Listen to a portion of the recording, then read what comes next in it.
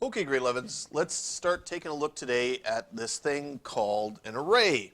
Now for some of you, you have seen this before because I remember specifically touching on this in our extras unit at the end of grade 10. So for some of you, this will go fairly quickly because it's a fairly easy concept to grasp. But again, it was just an extras unit, so there was nothing requiring you to absorb this back in grade 10. So let's start with just the theory behind it, okay? So up to this point in computer science, you've been manipulating data by just using simple variable types, okay? One variable to hold one piece of data, okay? Those are known as primitives or primitive data types. They're also known as atomic or simple data types. But now let's expand a little bit beyond that to our first advanced data type, known as the array, okay? So the array is a more advanced data type to look at. Okay, basically an array is when you work with things in a group or a collection of things, a structured group. So here's the instance.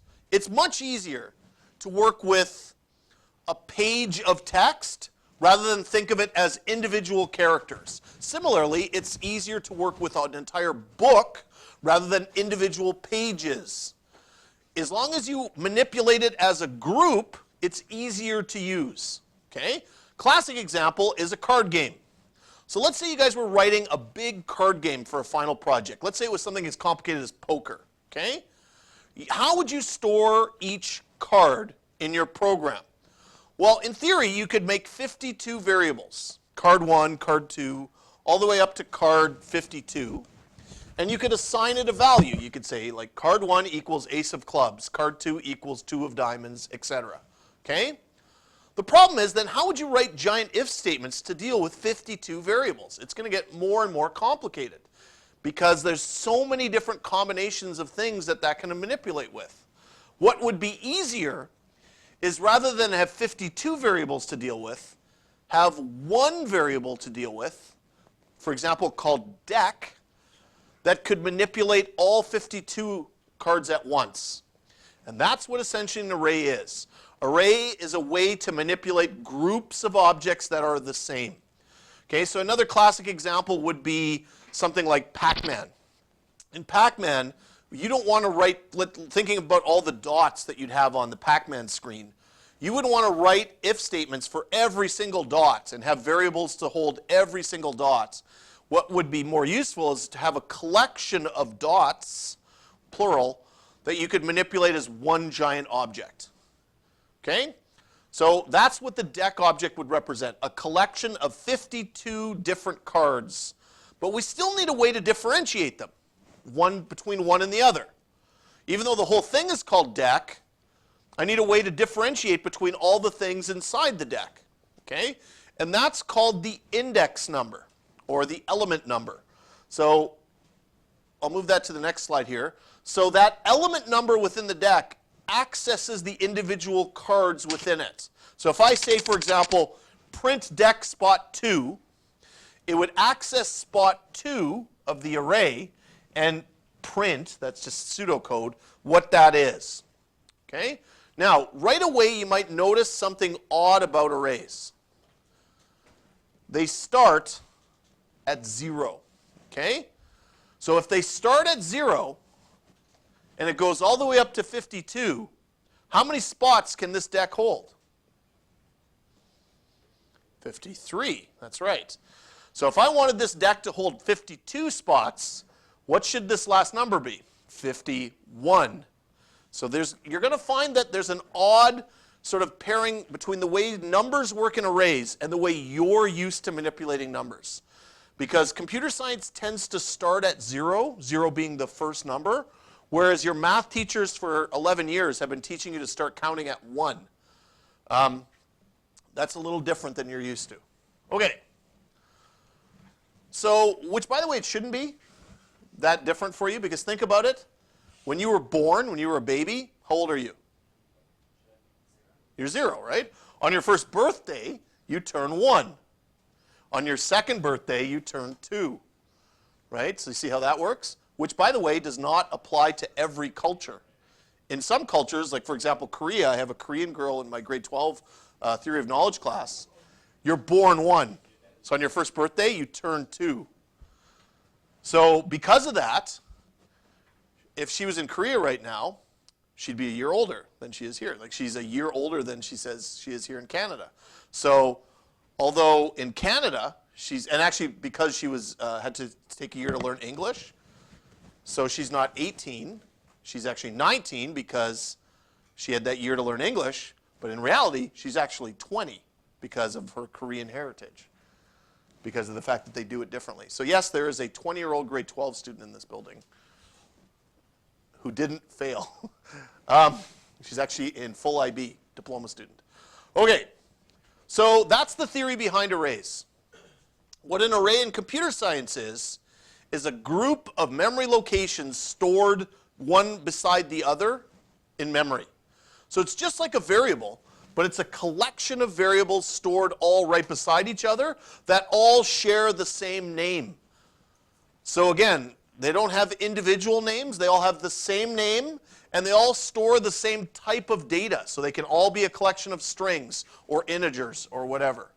And the way you identify each spot within the array is using its index or its element number to identify it. So here's an example. This would be an array of integers. Okay?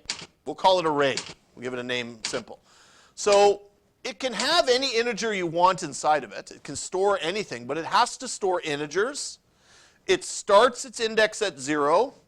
It goes up to index 4. What's the size of it? 5. It has a size of 5.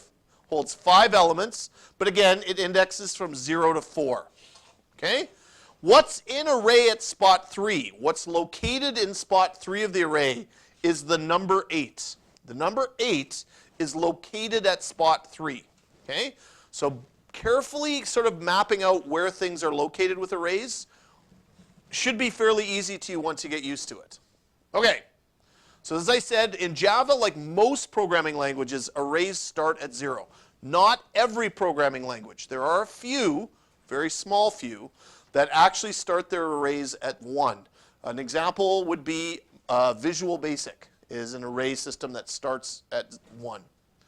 And then inside the parentheses is the element number. But one thing I forgot to mention is that with arrays, you're now going to switch to the squared bracket style. Why wouldn't you use the round bracket styles? Why would that be a bad idea? Why? Exactly. You would think it's a method, just like we just learned in the methods unit. It would think it's a method. So the square brackets tell you that it is, in fact, an array. So those bracket types are used specifically for arrays. Also not true in Visual Basic. They use the same brackets for both, which makes that language so confusing. Okay, so how do I build an array? You declare it very similar to the way you declare regular variables, except now by adding those brackets, it will indicate that it's an array type. Okay? As well, I'm going to introduce a new keyword called new that will be used to dynamically create memory for that data type. So anyways, let's do this for real. Let's open up NetBeans and let's set up an array example project.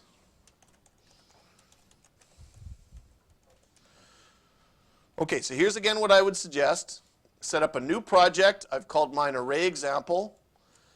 And you can go ahead and leave that create main class checked off. That's fine. We can have that automated for us now, no problem whatsoever. And again, I hope 2 units worth of working through programming problems shows that that's easy to now do, to just manipulate that.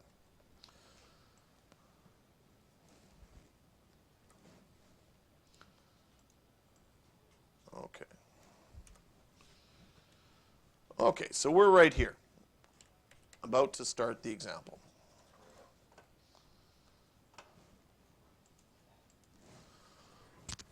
Okay, let's make our first array. We'll make it an integer array, and let's just call it array 1. Now at this point, it doesn't think it's an array. It just thinks it's a regular old integer variable. The way I turn it into an array is by adding the square brackets right there. Now I'm just putting the semicolon for now, You don't need to put the semicolon there. But that indicates that it's not a regular integer. It's going to be an array. The problem with this line of code at this point is it doesn't know how big the array should be. So it knows it's going to store integers, but it has no idea how many integers it's going to store. So this is where the code continues. And now a new piece of code I introduce, the keyword new. Whoops. It goes right here. Notice that's a blue keyword. New, that keyword tells Java to assign this object new memory. So it does. A new integer, and I put the square brackets again, and inside the square brackets right here, I give it a size.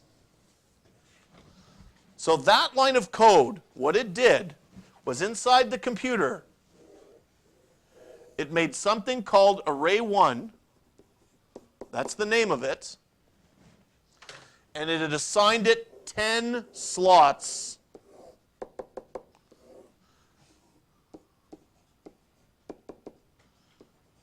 to hold data. And again, 10 slots means spot 0 to 9. There's actually 10 spots in there. Okay? Now let's contrast this by me going up a line and just making a regular integer. Size equals 10. Okay? Now when I do that, if I just make a regular integer, it's very similar. It makes something called size, okay, which is a variable type called size, big enough to hold an integer. So in other words, it's the same size as these ones because it holds integers. But this one put a 10 inside of it. It stores a value. What's inside all of these right now? Take a guess. What do you mean by nothing? Do you mean 0? The problem is, depending on which compiler you're using, in this case NetBeans, there could be anything in there. There could be zeros. That would be a good way to think of it, is it'll automatically put zeros in there. That would be handy for us. But it's very similar to me just saying int size and put a semicolon there. What would be in there? You would hope would be a 0. But what I want you to do is think that in programming, you don't know what could be in there. Because what it's doing is it's grabbing a piece of the computer's memory. And maybe you were just playing a really intense video game, and memory is full of stuff because of that game. You've shut the game down, but that doesn't mean that that memory is gone. It could still be sitting in there, and now it wants new memory. It could basically use what was in there before.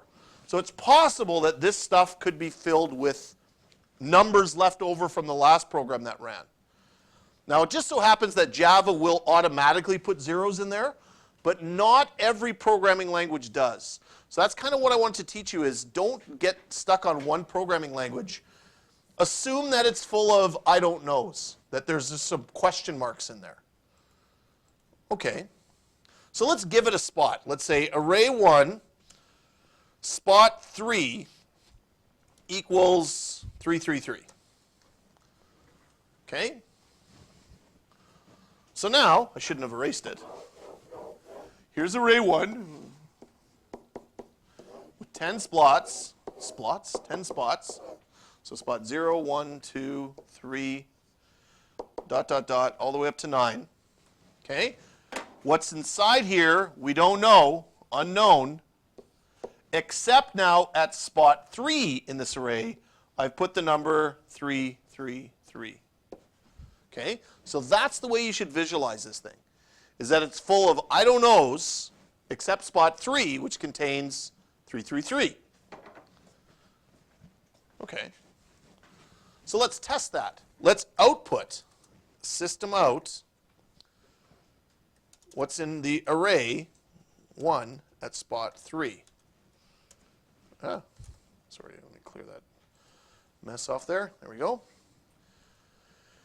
And what should hopefully happen is it should print 333 to the screen. And it does. Okay? So that's a good thing. The fact that it prints 333 to the screen is a good thing.